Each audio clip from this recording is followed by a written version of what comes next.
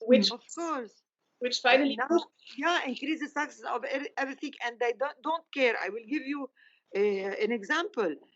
Now, we used to buy 12 eggs for example, $3 or $4.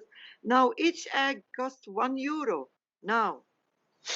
And when 2 days ago a group of revolutionary people went to they really pushed up the door of the minister of economy, yeah, and stayed there many hours in order to see the minister, and finally he came, and they told him, look, you have to use your power, you have to do something, because we cannot eat anymore. Look at the prices of for example, of the milk, of the eggs, of the chicken.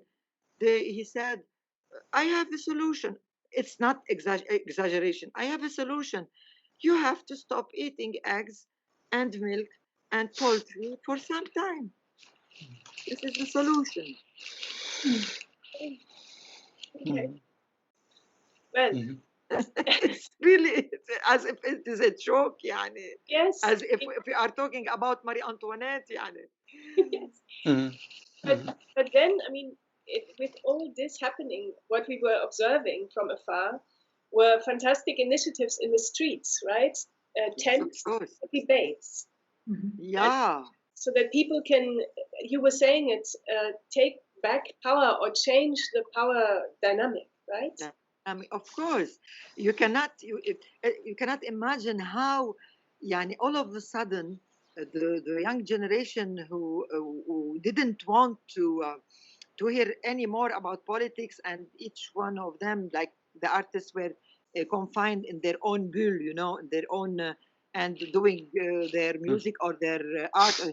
All of a sudden, those people wanted to restore, to regain their spaces, their their freedom of expression, and they began to do debates, to really invite important people to discuss about laws of work, laws of syndicates, of everything, all the levels of knowledge.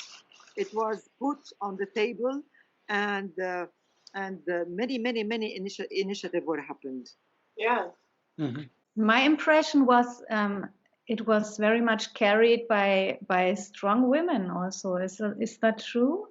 Always. It's very feminine movement It's also. always, for me, it's not new, because Yeah. I lived many wars, many invasions, and I watched also, not only in Lebanon but also in Egypt, because I used to go there, and I know that women are always in the front row.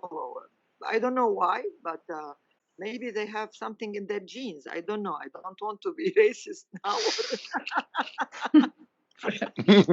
No, but this is always happening like that. Yeah. Well, Hanan, to just for a moment to expand our regard, to expand our view from the really complicated situation in Lebanon. What other crises in this time of crisis? Which other crises should we not forget? What else is on your mind? There are a lot of things. For example, but it's all related.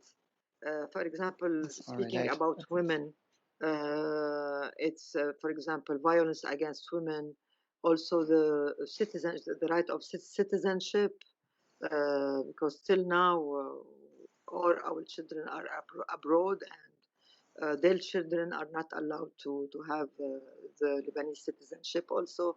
So it's freedom of expression anywhere in the world, not only in Lebanon, because I really strongly believe that this is not a local problem. This is a problem really all over the world, and of course it's about ecology. It's about the future of the nature. It's because everybody now is telling that everywhere the nature is as if is the nature is taking revenge, and is flourishing again, and we can breathe differently, we can hear the birds, etc., etc. So it's becoming a kind of cliche phrases, but it's a fact. It's a fact. So and of course you talked about the dynamic of powers. I'm afraid that after they began now, yani most of the governors of the countries all over the world are now thinking how we can do we release people on the street and the factories, and how we are going to make off the big losses of money. And I'm afraid that we will live another kind of savagery against people, and against our capacity of living and of working, in order to make up for those politicians make up their losses. But we have to really this is another big issue. It's the position of the human being in this planet, Yeah. and the relationships between all the humanity.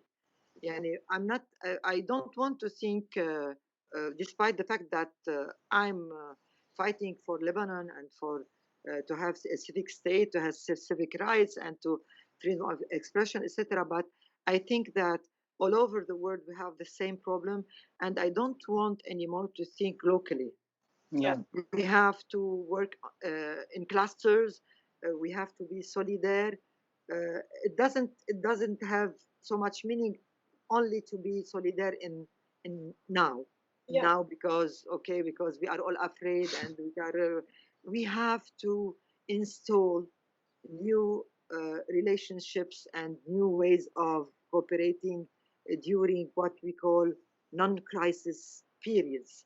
And if we don't think in this perspective, we'll live one crisis after the other, one crisis after the other. And the COVID-19 is only the beginning.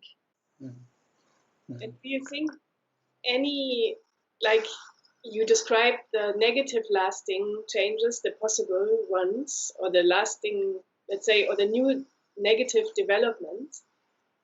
But can you imagine that from this situation now, in which we are, as you say, forced into solidarity, can there be any positive lasting changes? Of course, because we have to admit also that I hope that some people has new look at things, at at agriculture, at nature, at regaining the value, and valuing the family bonds, etc., etc. So we have many values that we lost in our race to I don't know to what, in our everyday race of life. So we forgot about many things. So there are a kind of regaining the conscious of many values, and I think this will lead to something positive. And I'm sure that, for example, while you can do music online, you can do many things online, but theater is maybe the only art that has to be live, and to really we have to sit together with the flash, and you have to feel, to smell each other. I don't know. We are searching for alternatives, and I'm sure that we'll come to something very positive, starting those meetings that we are doing together online, and this kind of connecting together, of reflecting together. And I think that our relationship to the audio, to the sound, is regaining a big importance. And for example, now you heard, of course, about Radio Karantina, about what بيصاير. Yeah. And we apart from that, many people of the world are cooperating, but now we are beginning to recording some, if I may say, some audio theater pieces.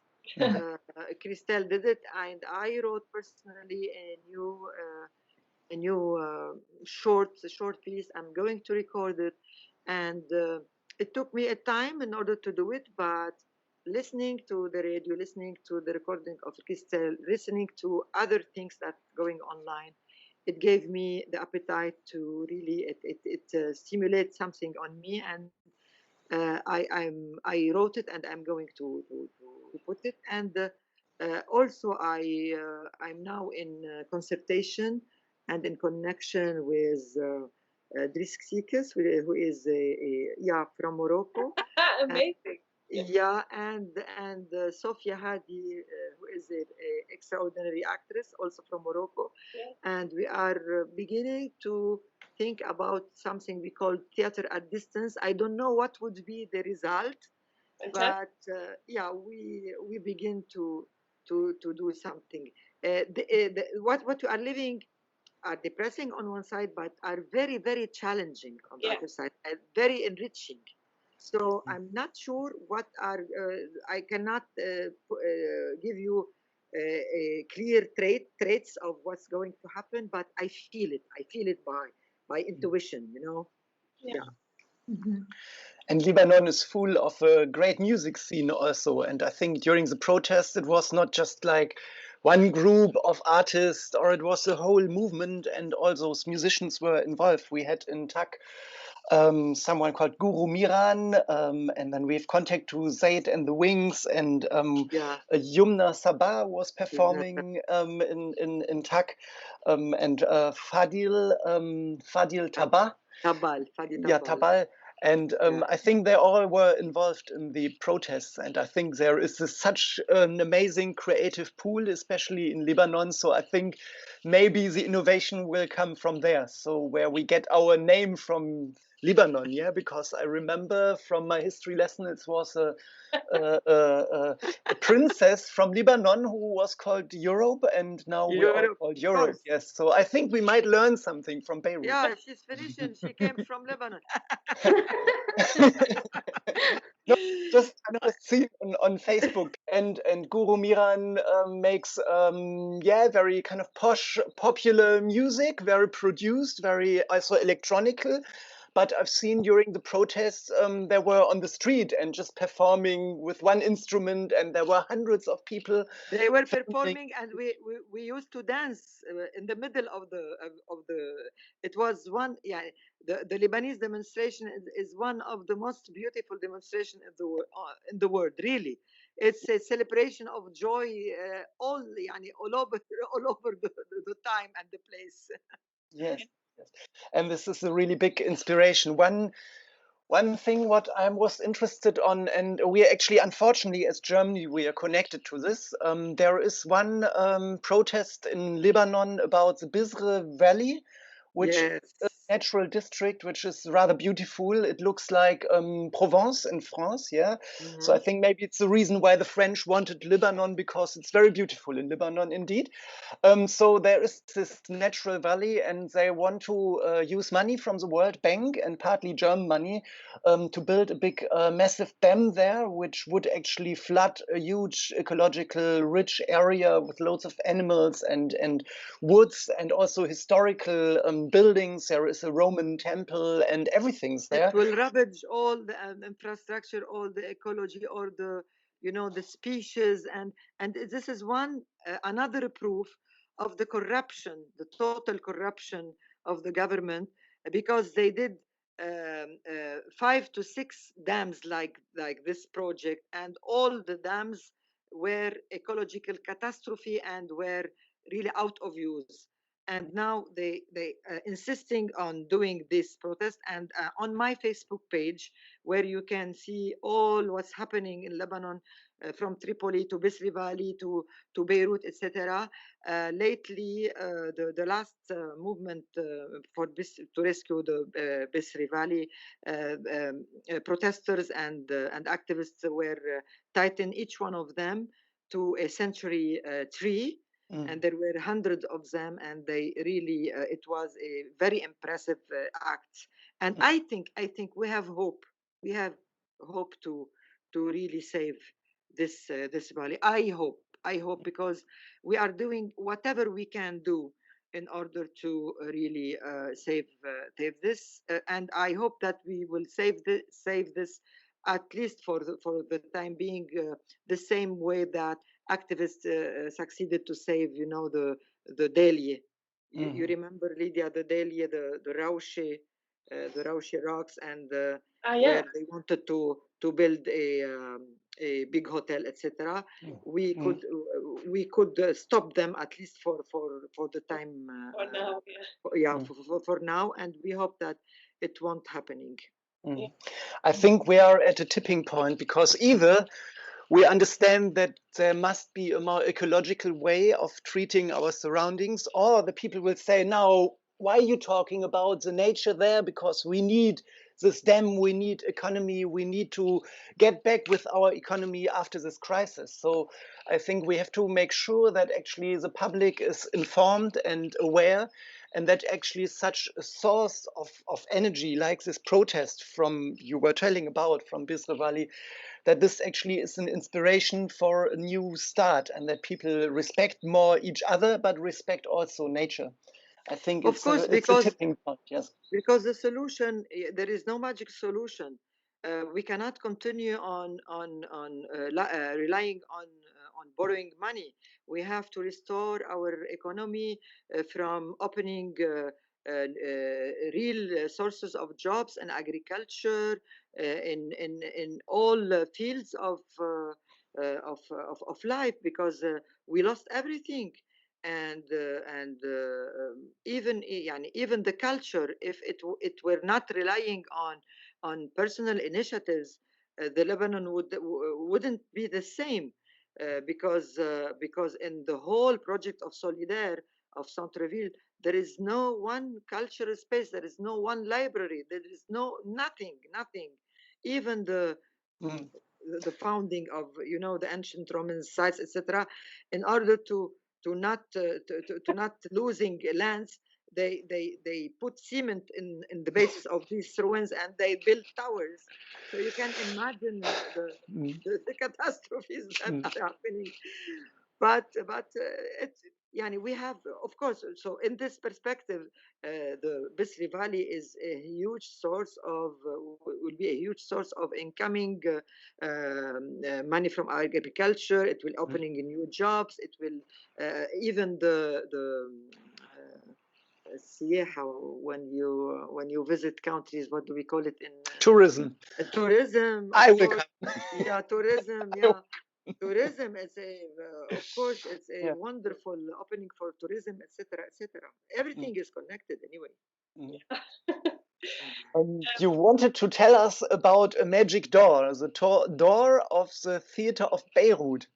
Yeah, it's not a magic door. I think it has some kind of spirit. You asked me about to give you something to rejoice you, or to make you a present. So while I was wondering every day about the theater and how it was a pity that nobody now knew about it anymore, so I lobbied with 3 to 4 persons in one of the groups, and I had, because I did years before a whole book about the theater, so I had the title that were put in neon and on the front of the theater.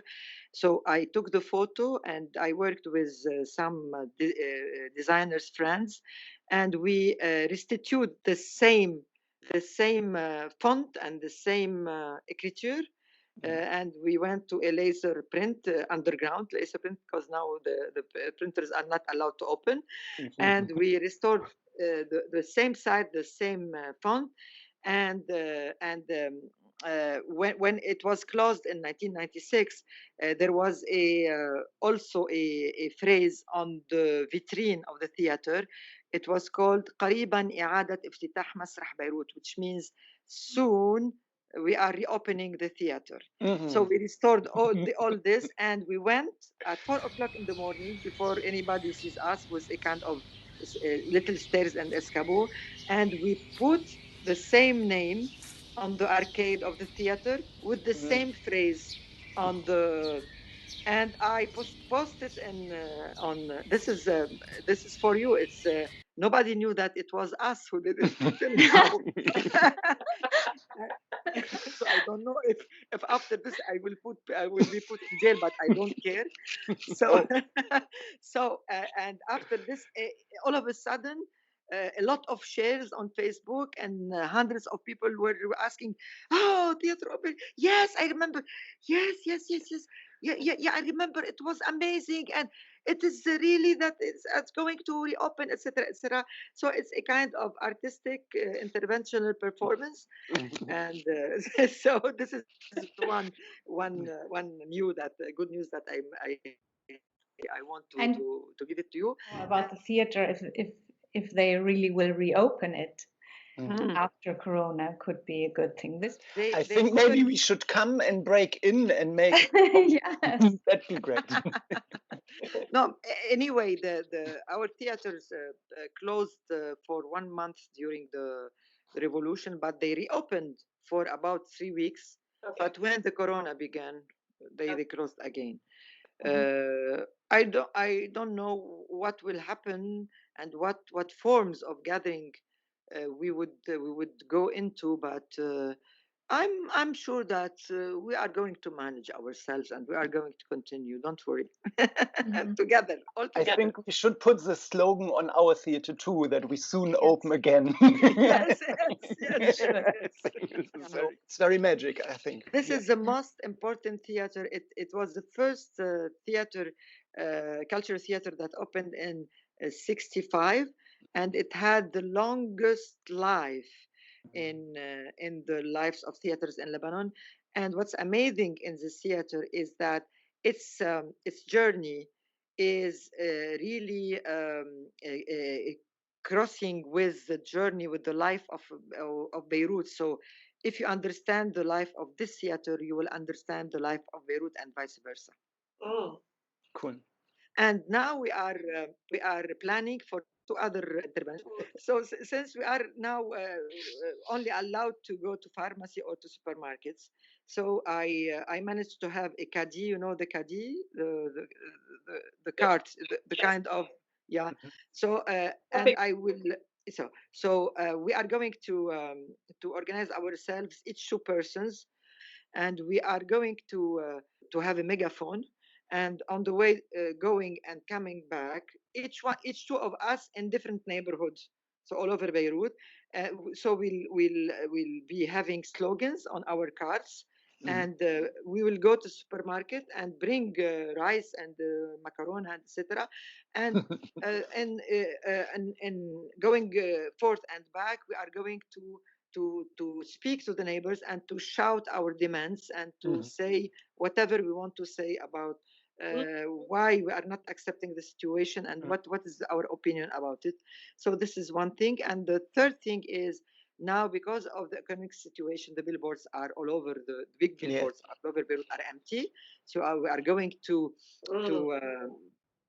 push our slogan all over on some of them, really stimulate the consciousness of people all over the Lebanon, using what we call alternative media, because to be functioning, you know. Yeah, I try to hijack some billboards in Berlin too for some anti-racist activity. My neighbor works for a company for that, so, and they say they can't sell billboards right now. So I say, if you need content, you know, we can make a deal. Yes. Very good. As a present, we suggest to have a phrase or an idea, and what you give us is an action, an artistic action. You want a phrase? I can give you a no, phrase. no. I mean, I prepared something.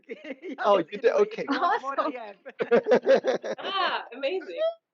But I mean, it's a wonderful surprise, you know, that there's action actually. But yes, please. We're hearing Roger Assaf's. Yeah, the Roger Assaf statements for the occasion of the International Theatre Day. Yeah. One day, a fire burst in the coulisses of a theater. One of the actors ran out on the front scene and screamed, "Fire! Fire!"